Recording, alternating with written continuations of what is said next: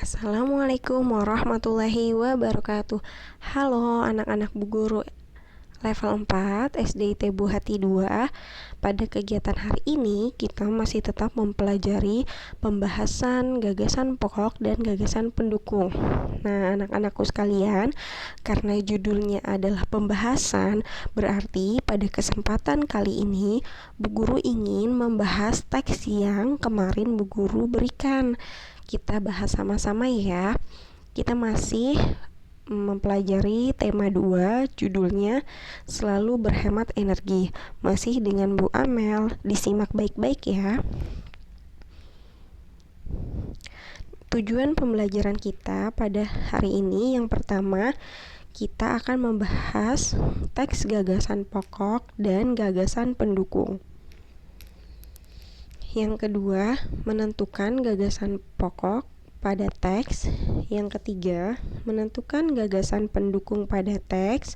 Dan yang keempat, kita akan belajar membuat paragraf dengan adanya gagasan pokok dan gagasan pendukung. Nah, Bu Guru mau membahas apa sih? Pembahasan gagasan pokok dan gagasan pendukung pada teks masih tentang teks yang kemarin Bu Guru berikan, yang judulnya Manfaat dan Penerapan Panas Bumi atau Geotermal untuk Industri. Yang kemarin teman-teman sudah pelajari, alhamdulillah sudah benar semuanya, mayoritas sudah banyak yang paham. Tapi ada beberapa juga yang keliru. Nah, pada hari ini kita luruskan bagaimana cara menentukan gagasan pokok dan gagasan pendukung dari sebuah teks. Disimak baik-baik ya.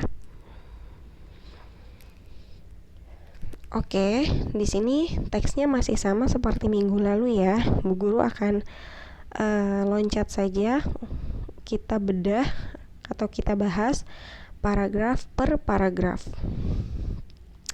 Di sini ada paragraf 1, geotermal atau energi panas bumi merupakan sumber energi lokal yang tidak dapat diekspor. Panas bumi memiliki peran yang bermanfaat untuk orang banyak karena dapat mengurangi penggunaan bahan bakar sumber daya yang tidak dapat diperbaharui. Kalau teman-teman lihat di sini ada berapa kalimat? Ya, di sini hanya ada 2 kalimat. Nah, di sini mudah teman-teman. Teman-teman cuma menentukan gagasan pokoknya saja. Berarti salah satunya adalah gagasan pendukung. Nah, di sini gagasan pokoknya ada di awal kalimat atau ada di awal paragraf. Ingat ya teman-teman, gagasan pokok tidak selalu ada di awal paragraf. Dia bisa saja ada di awal paragraf, akhir paragraf, atau awal dan akhir paragraf. Nah, kebetulan pada teks kali ini gagasan pokoknya ada di awal paragraf. Nah, seperti yang sudah Bu Guru jelaskan sebelumnya, bahwa untuk menentukan gagasan pokok dan gagasan pendukung, kita tidak perlu menyalin panjang-panjang, hanya menuliskan inti dari kalimat yang sedang dibahas.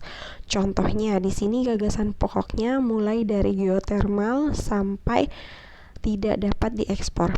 Berarti intinya geotermal atau panas bumi adalah energi lokal yang tidak dapat diekspor. Nah, gagasan pendukungnya,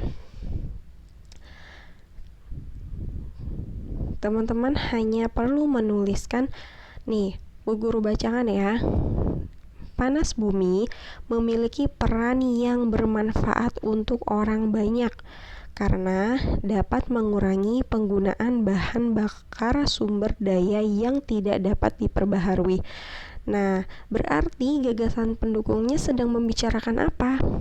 Tidak lain adalah sedang membicarakan manfaat dari panas bumi untuk mengurangi penggunaan bahan bakar. Intinya saja, jadi tidak perlu menulis semuanya gitu. Oke, lanjut ke paragraf kedua. Nah, paragraf berikutnya yaitu paragraf kedua. Di sini kita lihat ada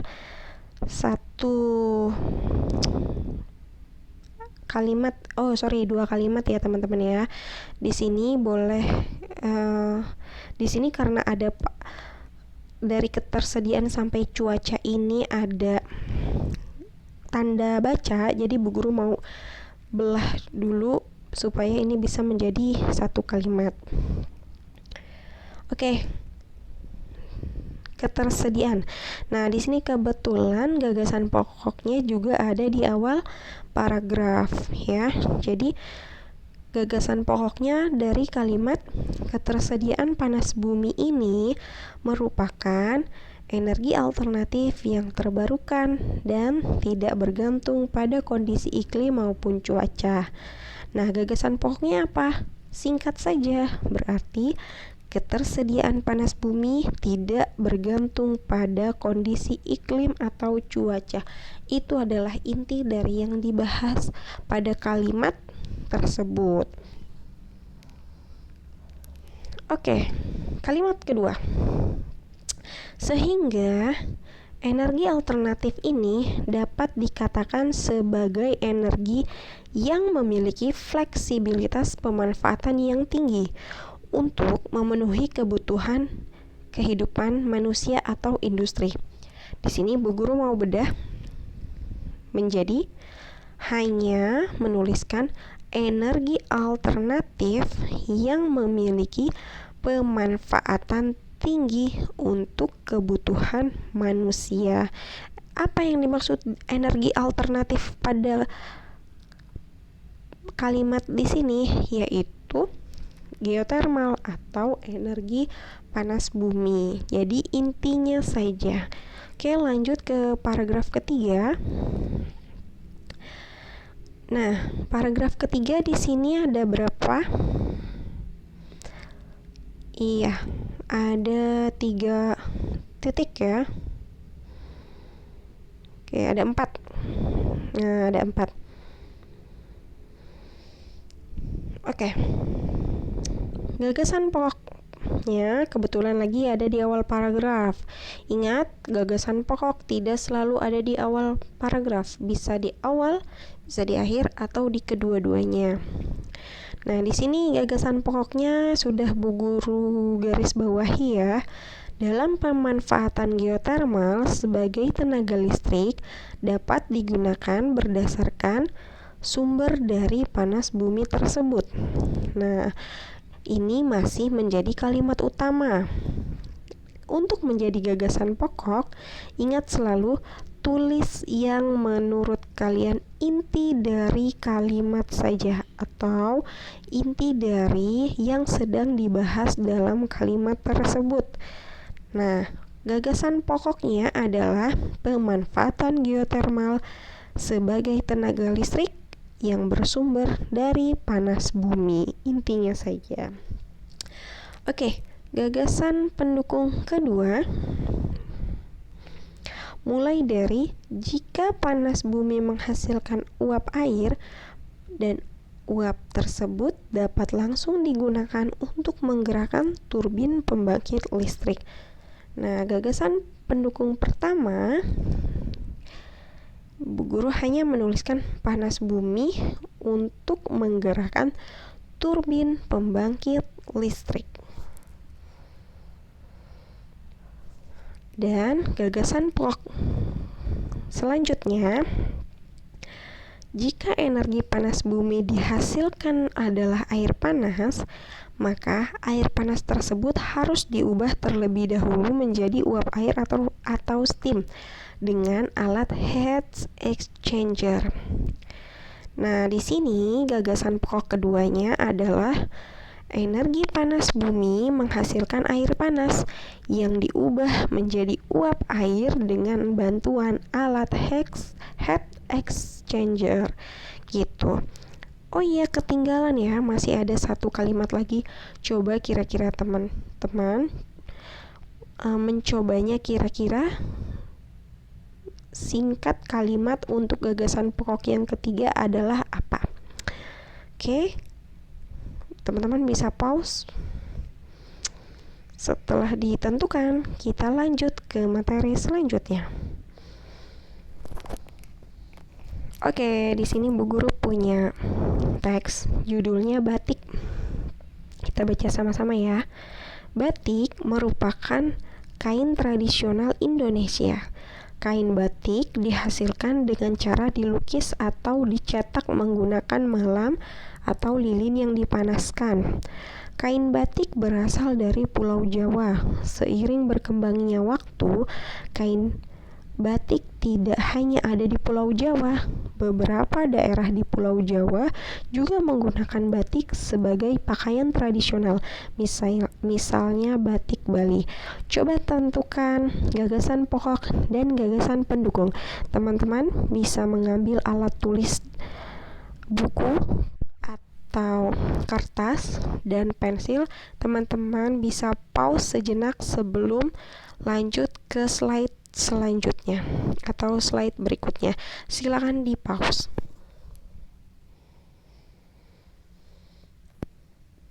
Oke, di sini kita bahas sama-sama siapa yang sudah menuliskan gagasan pokok dan gagasan pendukung dari teks batik. Mari kita sama-sama bahas sama-sama ya. Oke, di sini ada 4 kalimat.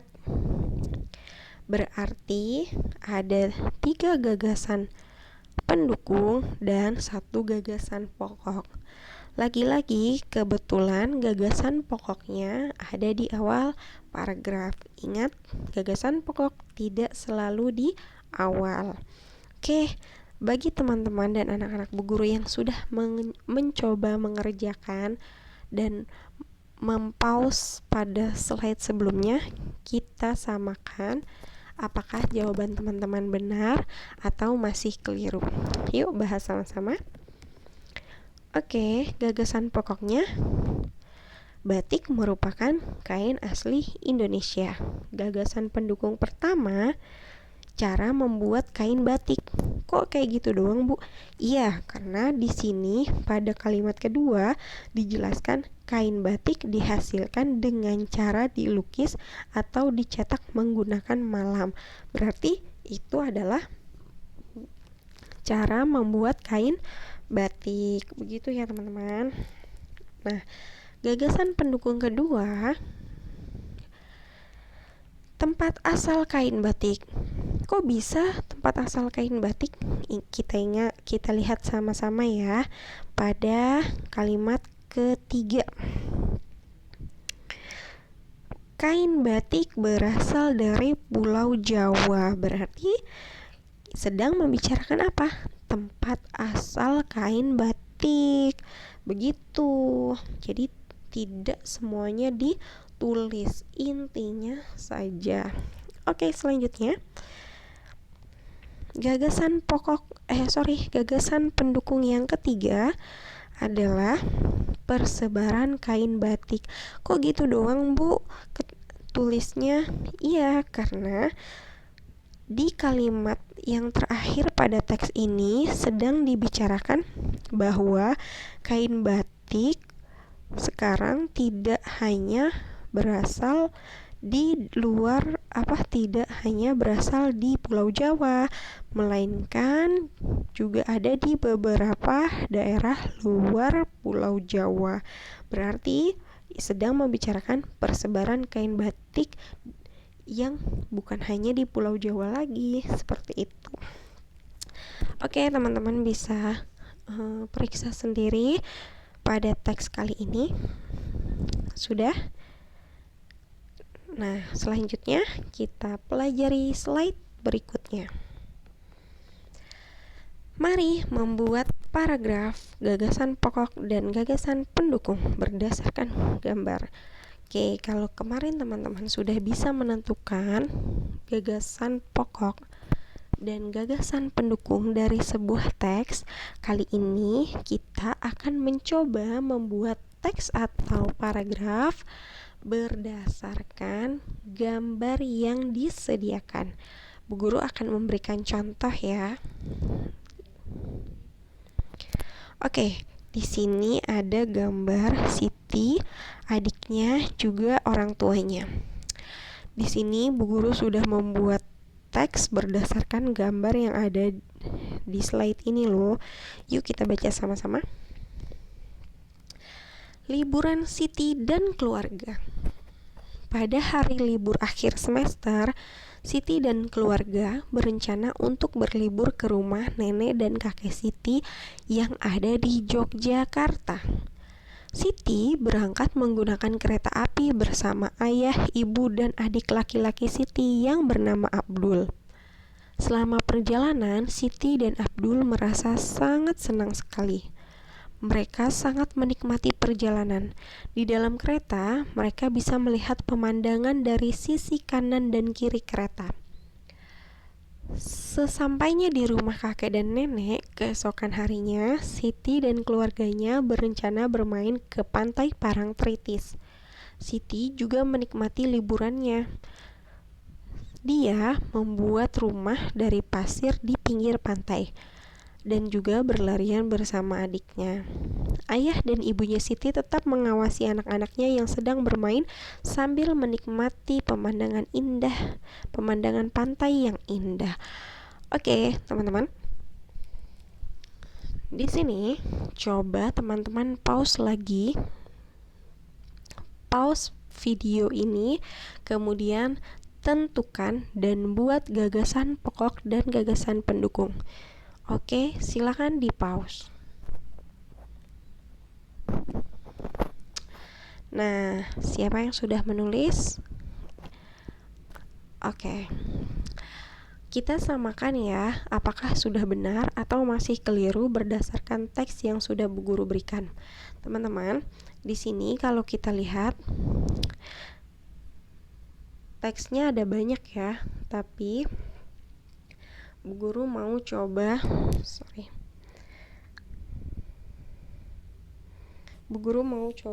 untuk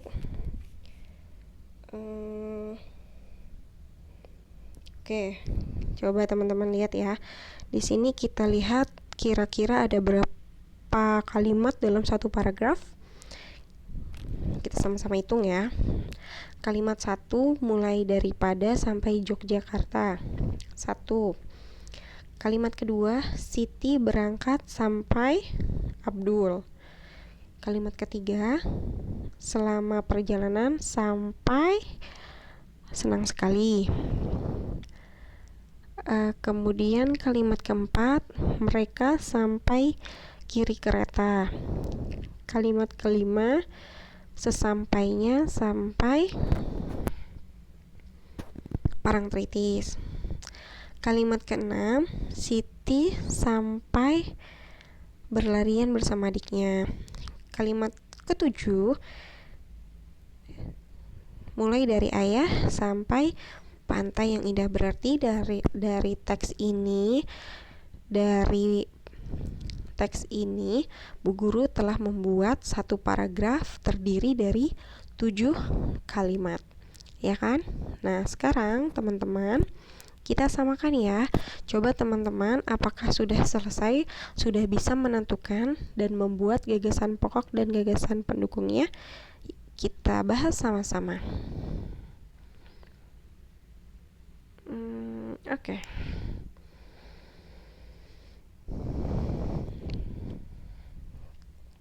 Oke, di sini kita bahas sama-sama ya. Nah, kira-kira jawaban teman-teman sama enggak ya? Nah, kalau teman-teman heran, di sini Bu Guru hanya membuat 4 kalimat ya, 4 kalimat gagasan pokok dan gagasan pendukung. Tadi kan ada 7, seharusnya di situ ada 7 kalimat, berarti ada 1 gagasan pokok dan 6 gagasan pendukung. Tapi Bu Guru hanya membuat gagasan pokok dan 3 gagasan pendukung. Nah, kebetulan di sini gagasan pokoknya ada di awal paragraf. Ya. Gagasan pokoknya adalah Siti dan keluarga berencana berlibur ke Yogyakarta. Jadi tidak perlu ditulis lagi. Ingat ya teman-teman, tidak perlu ditulis lagi pada libur akhir semester, tidak perlu ditulis lagi. Dan gagasan pendukung pertama. Nah, karena yang gagasan kalimat kedua yang sedang dibicarakan adalah Siti dan keluarganya berangkat menggunakan kereta, berarti sedang membicarakan kendaraan yang digunakan Siti dan keluarga menuju Yogyakarta. Nah, kalimat ketiganya, karena di teks ini, ya kan, lihat ya di teks ini, kalimat ketiga yang mana? Selama perjalanan, Siti dan Abdul merasa sangat senang sekali. Berarti kalimat atau gagasan pendukung keduanya sedang membicarakan perasaan Siti dan adiknya selama perjalanan. Nah, yang kalimat keempat, setelah, nah ini nggak perlu ditulis lagi ya teman-teman ya. Ingat, nggak perlu ditulisnya. Sesampainya di rumah kakek dan nenek, keesokan harinya Siti dan keluarganya berencana bermain ke pantai Tirtis. Nggak perlu, jadi intinya aja. Jadi Siti dan keluarga mampir bermain ke pantai Parangtritis. Bu, 3 kalimatnya lagi yang gimana? Kok nggak ditulis? Itu PR buat teman-teman. Silakan dikerjakan, dibuat kalimat gagasan pendukungnya dari teks ini, dari 3 kalimat terakhir ya. Oke, sekarang yuk kita coba membuat paragraf berdasarkan gambar dan tentukan juga gagasan pokok dan gagasan pendukungnya. Teman-teman bisa membuka halaman yang ada di tab. Nanti halamannya Bu Guru akan tulis di WhatsApp halaman berapa. Di situ ada 2 gambar. Teman-teman tolong buat 2 paragraf ya, masing-masing gambar 1 paragraf, dan buat paragraf juga tentukan gagasan pokok dan gagasan pendukungnya. Oke, terima kasih atas perhatiannya anak-anakku sekalian. Sampai jumpa lagi pada pembelajaran selanjutnya. Wassalamualaikum warahmatullahi wabarakatuh.